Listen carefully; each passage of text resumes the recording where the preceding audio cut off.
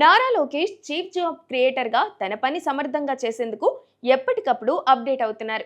రాష్ట్రానికి పెట్టుబడులను తీసుకురావడమే కాకుండా అవి క్షేత్రస్థాయిలో ఎంతవరకు అమలవుతున్నాయి, వాటి ద్వారా ఎన్ని ఉద్యోగాలు లభిస్తాయనే అంశంపై నారా లోకేష్ అత్యంత పారదర్శకమైన విధానాన్ని అవలంబిస్తున్నారు.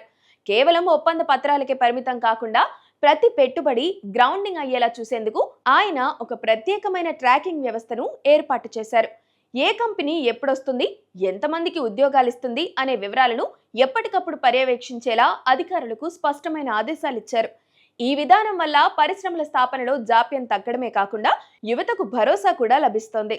లోకేష్ కేవలం విదేశీ పెట్టుబడులకే పరిమితం కాకుండా ప్రభుత్వ రంగంలో కూడా జాబ్ క్యాలెండర్ ద్వారా ఒక విప్లవాత్మక మార్పును తీసుకొచ్చారు. ప్రతి ఏటా ఉగాది పర్వదినాన ఉద్యోగ ప్రకటనలు విడుదల చేస్తామన్న తన హామీని నిలబెట్టుకుంటూ ఈ మధ్య 10,060కి పైగా ప్రభుత్వ పోస్టులతో కూడిన మెగా జాబ్ క్యాలెండర్ను ప్రకటించారు.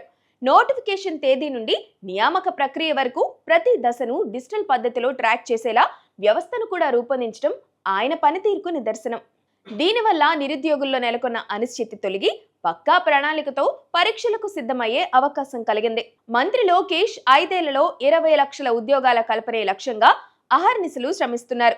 ఇందుకోసం నైపుణ్యం పోర్టల్ వంటి అత్యాధునిక AI ఆధారిత వేదికలను కూడా అందుబాటులోకి తీసుకొచ్చారు.